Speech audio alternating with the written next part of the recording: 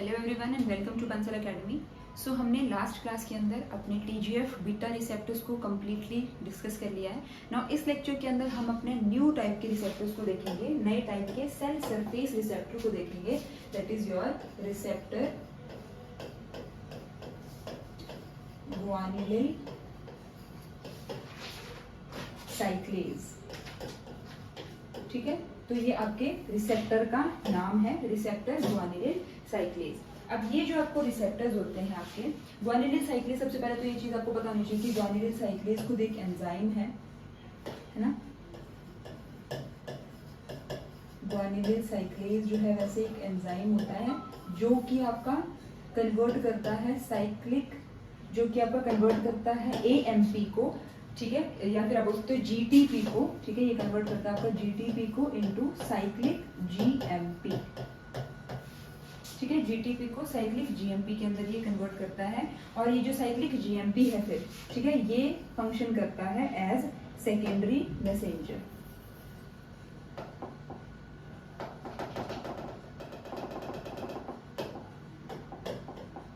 तो अच्छे से लिख लेते हैं कि ये जीटीपी को कन्वर्ट कर रहा है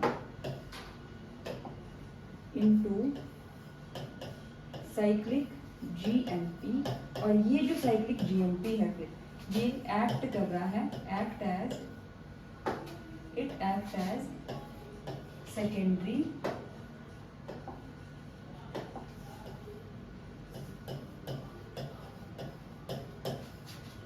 मैसेंजर। ठीक है, सेकेंडरी मैसेंजर की तरह जो फिर ये एक्ट करता है। नाउ ऐसे सिग्नल्स, अब हम देखेंगे ऐसे सिग्नल्स जो कि एक्टिवेट करते हैं आपके रिसेप्टर गुआनिलिल साइक्लेज को। रिसेप्टर गुआनिलिल साइक्लेज को अगर आपने शॉर्ट फॉर्म के अंदर लिखना है तो आप इसको बोल सकते हो RGC। ठीक है, अब नेक्स्ट लिख लो, सिग्नल्स एक्टिवेटिंग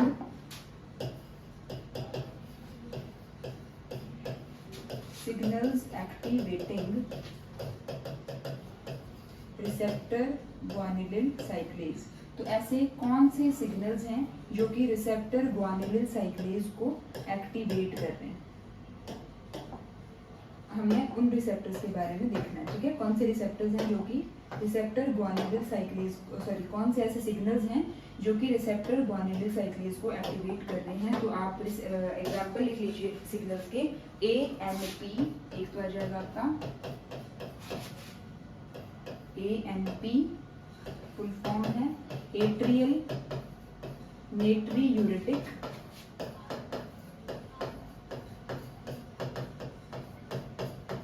पेप्टाइड। ठीक है, या फिर इसी को आप लोग ANF भी बोल देते हो, एट्रियल नेट्रीयूरेटिक फैक्टर। उसके बाद एक होते हैं आपके रिजैक्ट और स्परैक्ट, रिजैक्ट एंड स्परैक्ट। ठीक है, तो ये कुछ सिग्नल्स हैं जो कि आपके रिसेप्टर गुआनिलिल साइक्लेज के ऊपर बाइंड करके उन्हें एक्टिवेट करते हैं। ठीक है, तो ये जो आपके रिजैक्ट और स्परैक्ट हैं, ठीक है, ये कैसे होते हैं आपके कीमोटैक्टिक पेप्टाइड करके जो है ये काम करते हैं। ठीक है, दे फंक्शन एज, तो आप लिख सकते हो कि दे फंक्शन एज कीमोटैक्टिक पेप्टाइड।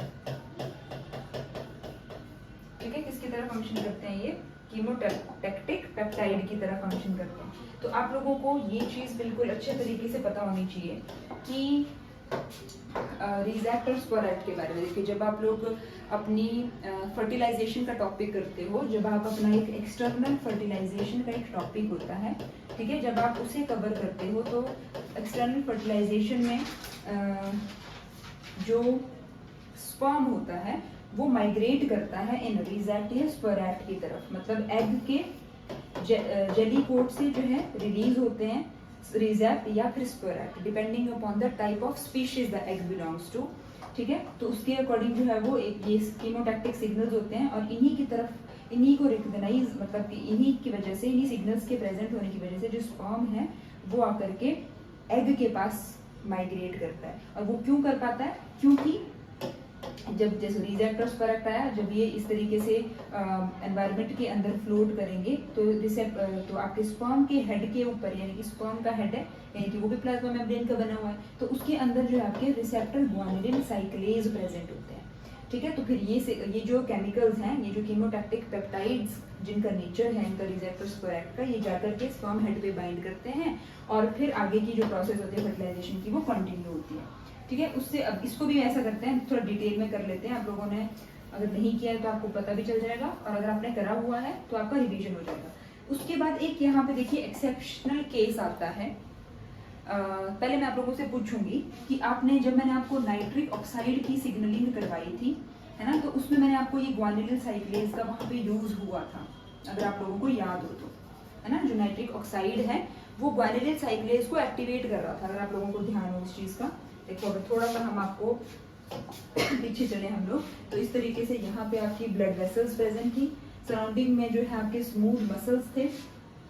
ठीक है, न्यूरल सिग्नलिंग आ रही थी इस तरीके से एपिथेलियल सेल्स के ऊपर, यहाँ पे जीपीसीआर के थ्रू जो है वो रिसीव हो रही थी सिग्नलिंग।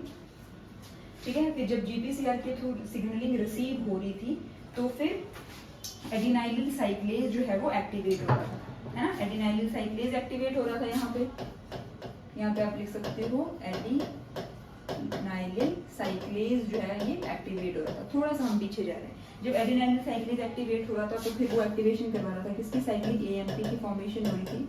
साइक्लिक एएमपी जब फॉर्म हो रहा था तो फिर वो प्रोटीन काइनेज ए को एक्टिवेट कर रहा था, और जो प्रोटीन काइनेज ए है फिर वो क्या कर रहा था, आपके जो एंडोथेलियल सेल्स के अंदर प्रेजेंट आर्जिनिन को, ठीक है, यहाँ पे प्रेजेंट आर्जिनिन को कन्वर्ट कर दे रहा था इनटू सिट्रुलिन। ठीक है, सिट्रुलिन प्लस एनओ के अंदर। तो अब ये जो गैसियस फॉर्म बन रहा था एनओ का, वो जाकर के डिफ्यूज हो रहा था आपके सराउंडिंग मसल्स के अंदर इस तरीके से। ठीक है, तो फिर जब ये इस तरीके से सराउंडिंग मसल्स में डिफ्यूज हो रहा था स्मूथ मसल्स के अंदर, तो हमारे पास स्मूथ मसल्स के अंदर जब एनओ आ रहा था तो ये एक्टिवेट कर रहा था किसे, ग्वानिलिन साइक्लेज को। जैसे यहाँ पे एनओ डिफ्यूज हो गया तो फिर ये एक्टिवेशन कर रहा था किसकी, ग्वानिलिन साइक्लेज की। ठीक है, ग्वानिलिन साइक्लेज की क्या कर रहा था, ये एक्टिवेशन कर रहा था। तो जब इसने ग्वानिलिन साइक्लेज की यहाँ पर एक्टिवेशन करी तो इसका मतलब क्या हुआ कि क्या हम यहाँ पर भी मतलब एज अ सिग्नल की जगहों पे लिख सकते हैं एनओ, कि जो एनओ है वो भी सिग्नलिंग मॉलिक्यूल है फॉर ग्वानिलिन साइक्लेज। आप बताइए क्या लिख सकते हैं हम लोग। आप लोगों को अगर ये प्रोसेस याद आया हो तो यहाँ पे देखिए ग्वानिलिन साइक्लेज को एक्टिवेट किया है आपके नाइट्रिक ऑक्साइड ने, और फिर ग्वानिलिन साइक्लेज ने इसके रिस्पॉन्स में साइक्लिक जीएमपी फॉर्म करता है, ये है ना, यहाँ पे क्या फॉर्म कर लेता है, साइक्लिक जीएमपी फॉर्म करता है। और फिर साइक्लिक जीएमपी फॉर्म होने के बाद में जो है क्या होता है, फिर प्रोटीन काइनेज जी की एक्टिवेशन होती है ना, प्रोटीन काइनेज जी की जो है वो एक्टिवेशन होती है, और फिर इसी से जो था वो रिलैक्सेशन होता था आपके मसल्स के अंदर, या फिर आप बोल सकते हो कि वेसल्स का डायलेशन होता था। तो हम यहाँ पर इतने बड़े प्रोसेस में हम इस वाली चीज की बात कर रहे हैं कि एनओ ने यहाँ पे एक्टिवेट करवा दिया है ग्वानिलिन साइक्लेज को। तो आप देखिए यहाँ पे हमने यहाँ पे एनओ लिख दिया, बट हम यहाँ पे एनओ का एग्जाम्पल नहीं लिख सकते for as a signal for the guanylin cyclase receptor. क्यों नहीं लिख सकते, क्योंकि देखिए रीजन देखिए, क्योंकि ये जो ग्वानिलिन साइक्लेज यहाँ पर बना है, ठीक है, ये जो ग्वानिलिन साइक्लेज इधर बना हुआ था ये था आपका इंट्रासेल्यूलर ग्वानिलिन साइक्लेज। ठीक है, ये क्या था आपका इंट्रासेल्यूलर ग्वानिलिन साइक्लेज। यहाँ पे आप नोट कर लीजिए, अगर आपके पिछले वाले लेक्चर में मैंने आपको ये चीज नहीं लिखवाई थी क्योंकि मुझे आपको इस चीज को यहाँ बताना था। This is the intracellular guanylin cyclase. यहाँ से क्वेश्चन बहुत बार आ जाता है कि हम क्या ग्वानिलिन साइक्लेज को सिग्नलिंग मॉलिक्यूल बोल सकते हैं ग्वानिलिन साइक्लेज रिसेप्टर का, तो नहीं बोल सकते हैं, क्योंकि एनओ की सिग्नलिंग में जो यहाँ पे एनओ जो कि एक्टिवेट कर रहा था ग्वानिलिन साइक्लेज को, तो वो ग्वानिलिन साइक्लेज था आपका इंट्रासेल्यूलर, मतलब वो सेल्स के अंदर फॉर्म हो रहा था। This was intracellular guanylin cyclase. जबकि हम जब रिसेप्टर ग्वानिलिन साइक्लेज की बात करते हैं तो वहां पे ये जो रिसेप्टर है वो एक्ट कर रहा है as a cell surface receptor, right. तो इसलिए हम इसको जो है वो इसके एग्जाम्पल में नहीं लिख सकते। किसको, रिसेप्टर NO को रिसेप्टर ग्वानिलिन साइक्लेज के एग्जाम्पल में नहीं लिख सकते। ठीक है जी, इतनी चीजें क्लियर होगी आपको। तो ये आपका एक तो ये हो गया कि रिसेप्टर ग्वानिलिन साइक्लेज है और उसके एक्टिवेटिंग सिग्नल्स, और हम उसको NO को जो है वो क्यों RGC का मतलब सिग्नल, एक्टिवेटिंग सिग्नल क्यों कंसीडर नहीं करते हैं। ठीक है, ये चीज भी आपको पता चल गई है। अब आ जाइए, अब हम देखेंगे कि किस तरीके से ये जो रिसेप्ट और स्पोरैक्ट है ये किस तरीके से एक्ट करते हैं as a signaling molecules for your receptor guanylin cyclase. तो अब देखो, जैसे इस तरीके से आपकी प्लाज्मा मेम्ब्रेन होती है। ठीक है, प्लाज्मा मेम्ब्रेन है, ये प्लाज्मा मेम्ब्रेन किसकी है, ये प्लाज्मा मेम्ब्रेन है आपका जो स्पर्म होता है ना, ये देखिए ये स्पर्म हेड, मिडल पीस और ये टेल आ गई। तो ये स्पर्म हेड का जो इतना पोर्शन मैंने उठा करके जो है वो यहाँ पर ड्रॉ कर दिया हुआ है आपके सामने। तो ये आपको दिखाई दे रही होगी, this is the plasma membrane of sperm head. ठीक है, इसी प्लाज्मा मेम्ब्रेन के ऊपर प्रेजेंट होते हैं रिसेप्टर ग्वानिलिन साइक्लेज।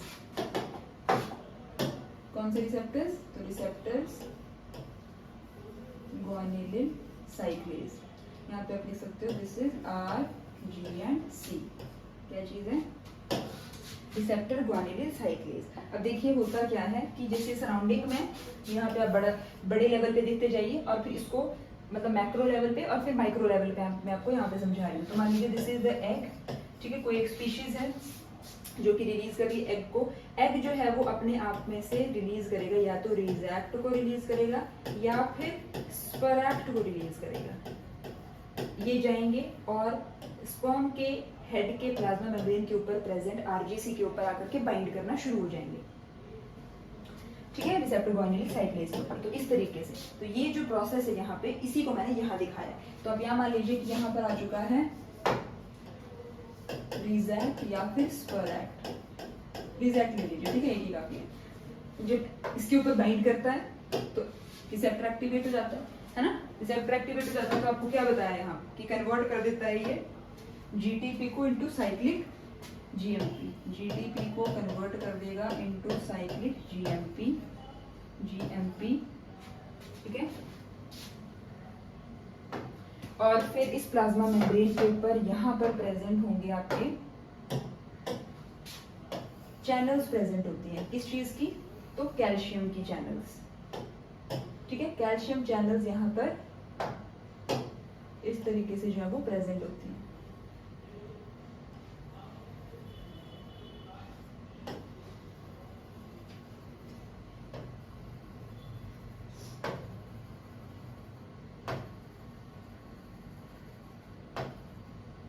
ठीक है, इस तरीके से यहाँ पे कैल्शियम चैनल्स प्रेजेंट हैं।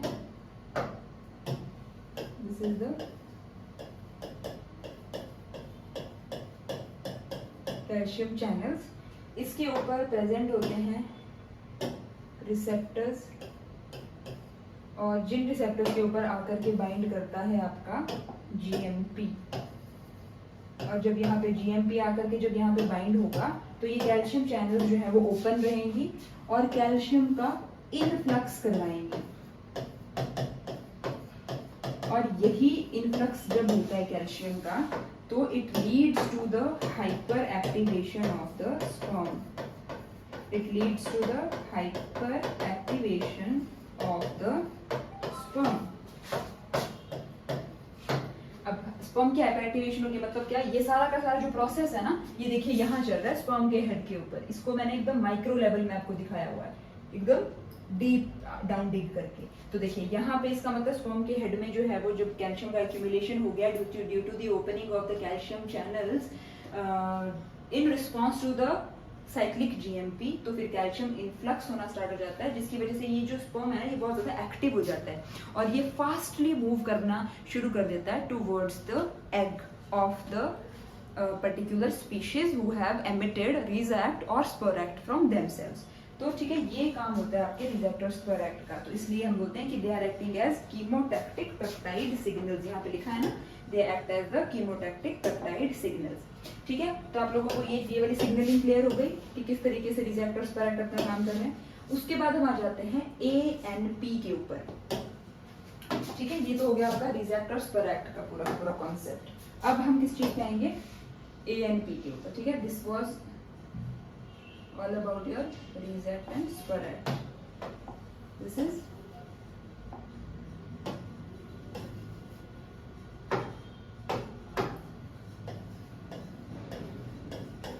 या फिर स्पर एक्ट की सिग्नलिंग थी।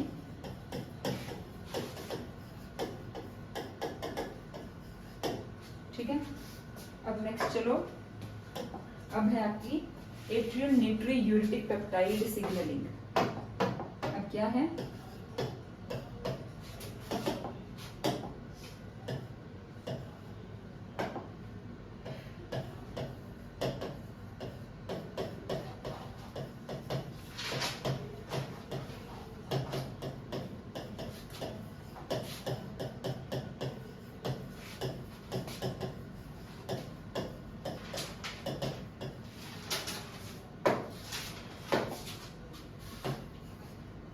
या फिर इसको आप लिख सकते हो दिस इज ANP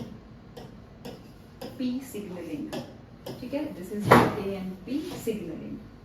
तो ये हो गई आपकी एट्रियल न्यूट्रीयूरेटिक पेप्टाइड की सिग्नलिंग। अब देखो, जो एट्रियल न्यूट्रीयूरेटिक पेप्टाइड है,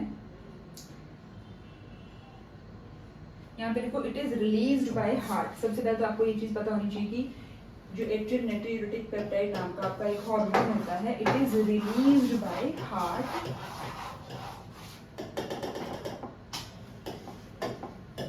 यहाँ पे लिख लो ANP और सामने लिख लो इट इज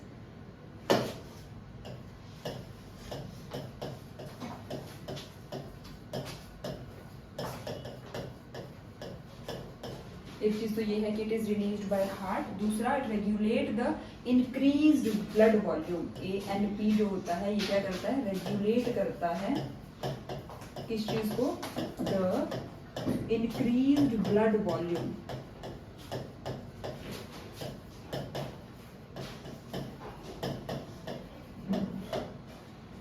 अब देखो, ब्लड का वॉल्यूम अगर इंक्रीज्ड है, इसका मतलब क्या है कि ब्लड के अंदर वाटर का जो अमाउंट है वो कैसा है, ज्यादा है ना।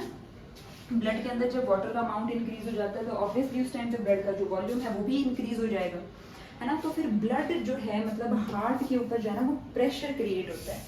ठीक है, हार्ट जो पंप करता है ब्लड को, मेजर रोल तो आप सबको पता है कि हार्ट का मेजर रोल क्या होता है, ब्लड को पंप करना। तो जब नॉर्मल ब्लड होगा हमारे बॉडी के अंदर तो हार्ट जो है उसको नॉर्मली पंप करेगा। बट इन केस जब कभी ब्लड का जो वॉल्यूम है वो इंक्रीज हो जाए, और in other words you can say that blood के अंदर वाटर का अमाउंट इंक्रीज हो जाए, तो नेचुरली उसका फिर वॉल्यूम बढ़ जाएगा। वॉल्यूम बढ़ जाएगा तो उसका प्रेशर इंक्रीज हो जाएगा। तो फिर जो हार्ट है उसको फिर और ज्यादा, मतलब कि अपना प्रेशर अप्लाई करना पड़ेगा उस ब्लड को पंप करने के लिए, है ना। इंक्रीज ब्लड वॉल्यूम को पंप करने के लिए ज्यादा प्रेशर अप्लाई करना पड़ेगा हार्ट को। तो हार्ट किस चीज से बना हुआ होता है, कार्डियक मसल्स से। और कार्डियक मसल्स के ऊपर प्रेजेंट होते हैं कौन से रिसेप्टर्स, तो स्ट्रेच रिसेप्टर्स प्रेजेंट होते हैं। तो वही जो ब्लड का बढ़ा हुआ वॉल्यूम होता है वो उन स्ट्रेच रिसेप्टर्स के लिए सिग्नल की तरह काम करता है, और उस टाइम पे जो है फिर वो ANP रिलीज होता है हमारा। ठीक है, जब इंक्रीज ब्लड प्रेशर हो जाता है तो क्या होता है, हार्ट के कार्डियक मसल्स के ऊपर प्रेजेंट स्ट्रेच रिसेप्टर्स को सिग्नलिंग जाती है, और हार्ट जो है वो ANP नाम के हार्मोन को रिलीज करता है। ठीक है जी, इतना क्लियर हो गया आप लोगों को। तो आप लिख सकते हैं इफ हाई ब्लड वॉल्यूम, यहाँ पे आप लिख सकते हो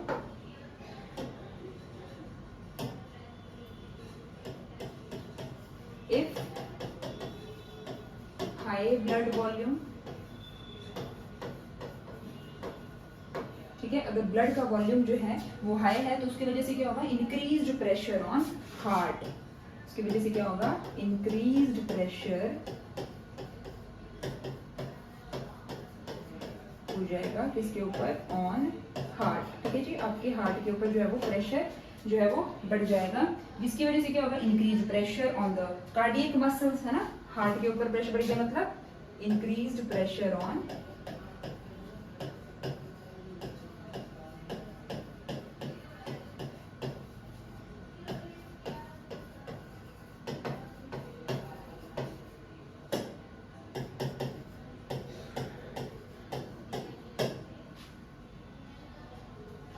ठीक है, increase pressure on the cardiac muscle, जिसकी वजह से एक्टिवेशन हो जाती है of the stretching receptor which leads to the activation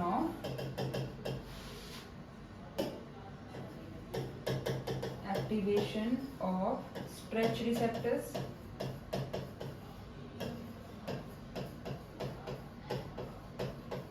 of cardiac muscles. ठीक है जी, इतना क्लियर हो गया। तो हो जाएगा एक्टिवेशन स्ट्रेच रिसेप्टर्स का, और फिर कार्डियक मसल्स से रिलीज कर दिया जाएगा एट्रियल नाइट्रोयूरेटिक पेप्टाइड, और फिर क्या होगा, रिलीज ऑफ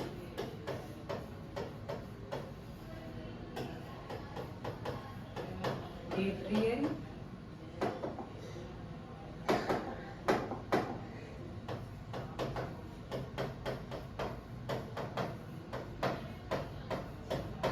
नाइट्रोयूरेटिक पेप्टाइड, या आप बोल सकते हो ANP। ठीक है, ANP का रिलीज हो जाएगा, और फिर हार्ट के थ्रू ब्लड के अंदर होता हुआ ये जो आपका ANP है वो पहुंच जाएगा आपके किडनी के पास में। ठीक है, ANP रिलीज हुआ है। ठीक है, एंड ये रिलीज ANP जो है थ्रू ब्लड reaches the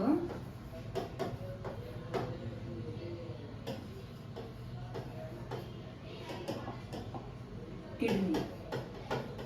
अब किडनी का आपको पता है, जैसे अगर ये किडनी है इस तरीके से, तो किडनी का जो बेसिक यूनिट होता है वो क्या होता है आपका, नेफ्रॉन, है ना।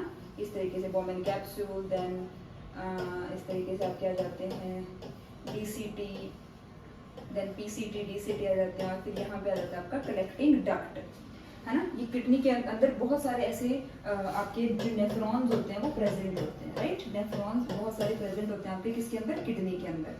तो जब ANP जो एट्रियल नाइट्रोयूरेटिक पेप्टाइड है वो ब्लड के थ्रू पहुंच चुके हैं आपके किडनी में, तो किडनी में भी इसके रिसेप्टर कहाँ होते हैं ANP के, तो वो होते हैं आपके इसके ऊपर कलेक्टिंग डक्ट के ऊपर जो है वो एट्रियल नाइट्रोयूरेटिक पेप्टाइड के रिसेप्टर्स होते हैं, वहां पे जाकर के जो है ये एक्ट करता है ANP।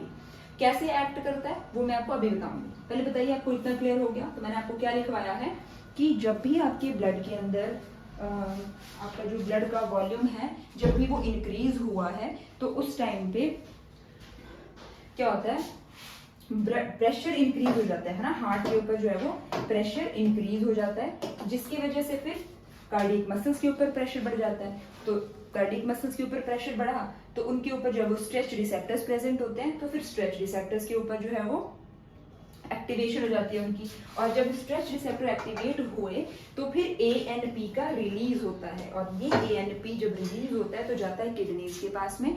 किडनी बनी हुई होती है बहुत सारे नेफ्रॉन्स से, जो कि बेसिक स्ट्रक्चर और फंक्शन यूनिट भी है किडनी का, नेफ्रॉन, राइट। और फिर नेफ्रॉन के ऊपर जो है इस ANP के रिसेप्टर्स होते हैं, मतलब ANP हार्ट से रिलीज होकर के किडनी में प्रेजेंट नेफ्रॉन के कलेक्टिंग डक्ट के ऊपर जाकर के जो है वो एक्ट करेगा। ठीक है जी, तो देखिए अब ये यहाँ तक आप लोगों को अगर चीज क्लियर हो गई है, तो फिर ANP जब किडनी के कलेक्टिंग डक्ट के ऊपर एक्ट कर रहा है वो सिग्नलिंग को अब हम देखेंगे, क्योंकि हमने हेडिंग क्या डाली है कि एट्रियल नाइट्रोयूरेटिक पेप्टाइड की सिग्नलिंग को हमें करना है। तो हम लोगों ने ये चीज देख ली कि एट्रियल नाइट्रोयूरेटिक पेप्टाइड जो है वो रिलीज कौन सी सिचुएशन में हो रहा है, कहाँ से रिलीज हो रहा है, कहाँ उसके रिसेप्टर्स हैं। अब जहां पे उसके रिसेप्टर्स है काम तो हमने वो देखना है ना, तो चलिए काम देख लेते हैं अब इसका।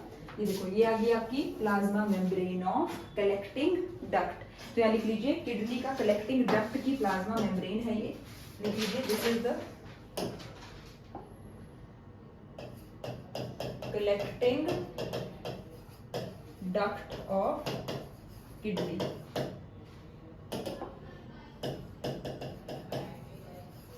ठीक है, अब जो कलेक्टिंग डक्ट होता है ना किडनी के, उसके ऊपर एक और चीज प्रेजेंट होती है एक्वापोरिन नाम की।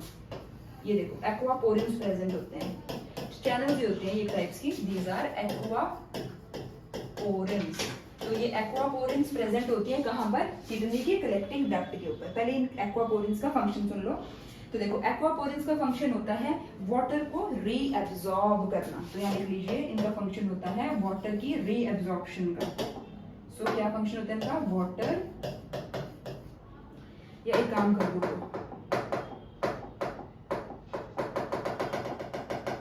ये है आपकी इस तरीके से, यहाँ लिख लीजिए दिस इज द एक्वापोरिन, ठीक है। और एक्वापोरिन का फंक्शन क्या है,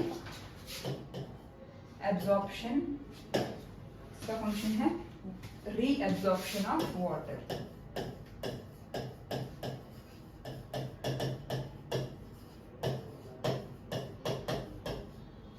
कई बार कैसा होता है ना कि जब हमारा ब्लड फिल्टर हो रहा होता है किडनीज के अंदर जा करके, तो कई बार बहुत ज़्यादा अमाउंट में वाटर जो है ना वो फिल्टर हो जाता है, मतलब कि किडनीज के अंदर बहुत ज़्यादा वाटर जो है वो यूरिन बनने के लिए चला जाता है, फिल्टर आउट हो जाता है। तो उसी वाटर को कि मतलब बहुत ही ज़्यादा पानी हमारी बॉडी से बाहर ना चला जाए, एक्सक्रीट ना हो जाए, उसी चीज़ को प्रिवेंट करने के लिए एक्वापोरिन्स होते हैं। तो ये क्या करते हैं, अगर एक्सेस वाटर फिल्टर आउट हो चुका है तो ये उसको रीएब्जॉर्ब कर लेते हैं वाटर को। तो इनडायरेक्टली ये क्या काम कर रहे हैं, ब्लड के अंदर ब्लड के वॉल्यूम को इंक्रीज करने का काम कर रहे हैं, ये है ना, ब्लड के अंदर वाटर को एब्जॉर्ब करके रीएब्जॉर्ब करके ब्लड के वॉल्यूम को बढ़ाने का काम किया जा रहा है this aquaporins, by this aquaporins. तो ये तो एक्वापोरिन्स का काम आ गया, ठीक है। हम देख रहे थे, हम किसके बारे में बातचीत कर रहे थे, तो हम तो यहाँ पे रिसेप्टर ग्वानिलिन साइक्लेज के बारे में डिस्कस कर रहे थे, है ना जी। This is receptor guanylin साइक्लेज।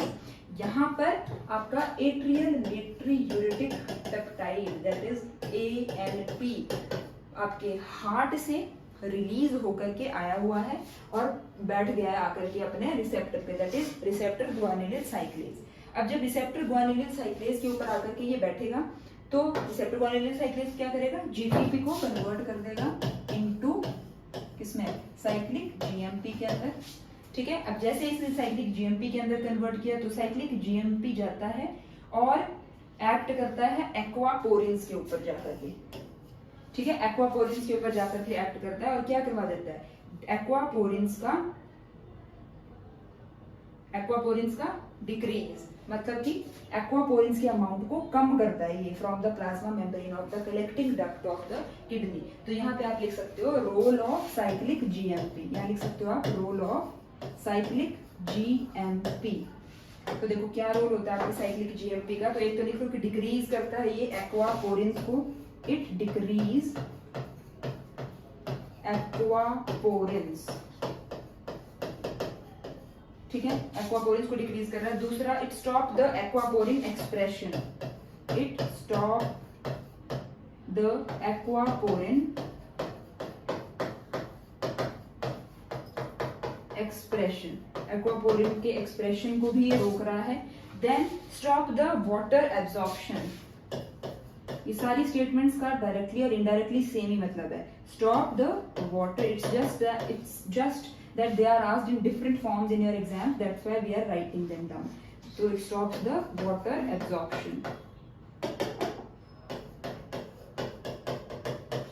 उसके बाद और क्या काम करता है ये, तो it increases the water excretion.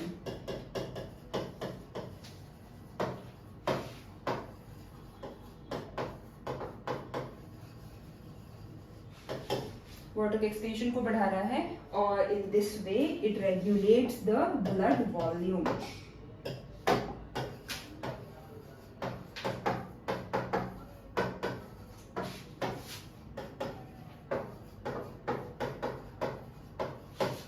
ठीक है, ब्लड वॉल्यूम को इसने रेगुलेट कर दिया है।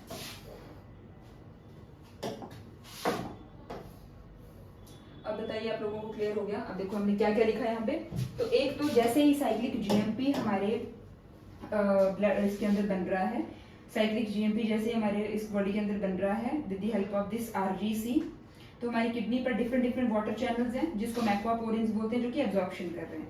तो जैसे ही ये साइक्लिक GMP बना due to the ANP binding to the RGC, तो साइक्लिक GMP ने क्या करा कि तो इसने ये एक्वापोरिन्स का अमाउंट डिक्रीज किया, ठीक है। एक्वापोरिन्स का सबसे पहले तो इसने अमाउंट को डिक्रीज किया, उसके बाद फिर क्या किया इसने, अब देखो जब एक बार अगर एक्वापोरिन्स का अमाउंट डिक्रीज हो गया तो इसका मतलब क्या है कि it stop the aquaporin expression, एक ही बात है। Then it stop the water absorption. अब आप लोगों ने यहाँ पे देखा कि एक्वापोरिन का काम होता है वाटर को एब्जॉर्ब करने का, तो जब एक्वापोरिन का ही एक्सप्रेशन नहीं हो रहा तो वाटर का एब्जॉर्प्शन हो पाएगा, नहीं हो पाएगा, नेचुरली नहीं हो पाएगा, है ना।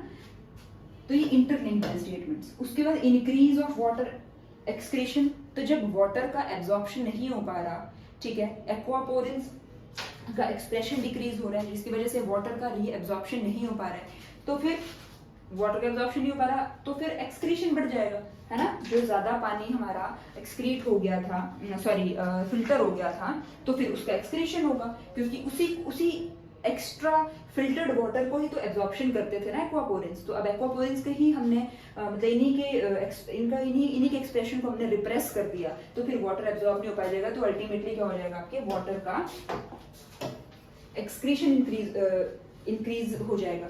उसके बाद और ये जब सारे प्रोसेसेस हो जाएंगे तो आपका जो ब्लड का जो वॉल्यूम है वो भी क्या हो जाएगा, रेगुलेट।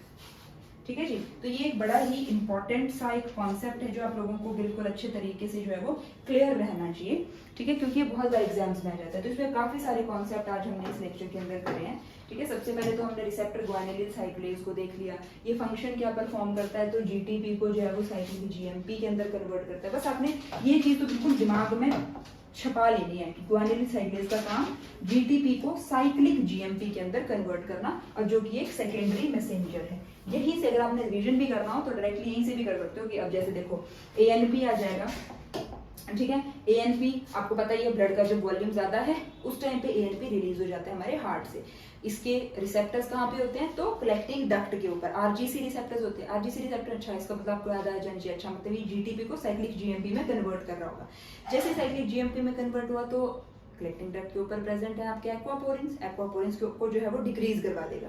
तो डिक्रीज करवा देगा, वाटर की एब्जॉर्प्शन नहीं हो पाएगी, water excess amount of water जो है वो एक्सक्रीट होगा, और इस तरीके से हमारी ब्लड के अंदर जो इंक्रीज्ड वॉल्यूम है उसका वो रेगुलेट हो जाएगा, ठीक है। एक तो ये चीज होगी। देन रिसेप्टर स्पोरेट में हमने क्या देखा कि इसके अंदर भी सिमिलरली आपकी जो स्पर्म के हेड के अंदर प्रेजेंट जो आपकी जो प्लाज्मा मेम्ब्रेन थी उसके ऊपर आपके रिसेप्टर ग्वानिलिन साइक्लेज प्रेजेंट थे। सराउंडिंग से आकर के रिसेप्ट या फिर speract depending upon the species from which they are excreted आकर के रिजाइड करेंगे, उसके ऊपर आकर के जो है वो इसके साथ एज अ लिगेंड जो है वो बाइंड करेंगे। उसके बाद वही रिसेप्टर ग्वानिलिन साइक्लेज है तो जीटीपी को साइक्लिक जीएमपी में कन्वर्ट कर देगा। अब स्पर्म के हेड के जो प्लाज्मा मेम्ब्रेन है उसी के ऊपर एक और चीज प्रेजेंट होती है, क्या, कैल्शियम चैनल्स। अब कैल्शियम चैनल्स जो है उसके ऊपर रिसेप्टर्स हैं जो कि साइक्लिक जीएमपी के साथ में बाइंड करने की कैपेबिलिटी रखते हैं। तो बाइंड हो गए तो कैल्शियम चैनल्स ओपन होगी तो कैल्शियम का इनफ्लक्स हो गया, जिसकी वजह से फिर आपके जो स्पर्म है उसकी हाइपर एक्टिवेशन हो जाएगी। और अगर वो मान लीजिए ऐसे धीरे धीरे करके जो है वो रिजेक्ट स्पोरेट की तरफ बढ़ रहा था तो वो तेजी से जो है वो रिजेक्ट स्पोरेट की तरफ बढ़ना स्टार्ट कर देगा, ठीक है जी। तो ये था आपका पूरा का पूरा रिसेप्टर ग्वानिलिन साइक्लेज का टॉपिक, बड़ा ही इंपॉर्टेंट और बड़ा ही इंटरेस्टिंग टॉपिक है, ठीक है। तो आप लोगों ने इसको रिवाइज कर लेना है। और हाँ जी, एक और बड़ी इंपॉर्टेंट चीज जो मैंने इसमें आपको बताई कि जो हमने नाइट्रिक ऑक्साइड की सिग्नलिंग करी है ये रिसेप्टर ग्वानिलिन साइक्लेज को एक्टिवेट नहीं करती है। तो आपने ये चीज नोट डाउन कर लेनी है, क्योंकि नाइट्रिक ऑक्साइड सिग्नलिंग के अंदर जो ग्वानिलिन साइक्लेज एक्टिवेट होता है due to the activity of nitric oxide वो होता है आपका इंट्रासेल्यूलर ग्वानिलिन साइक्लेज,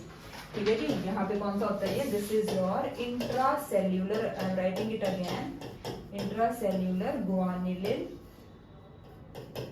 साइक्लेज, ठीक है। इंट्रासेल्यूलर होता है तो ये आपके आरजीसी के अंदर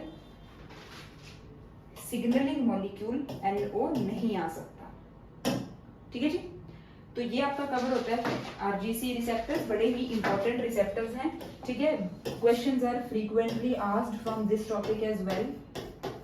तो आप लोग रिवाइज करिए और मिलते हैं अपने नेक्स्ट लेक्चर में विद द न्यू टॉपिक, ठीक है जी। Thank you so much.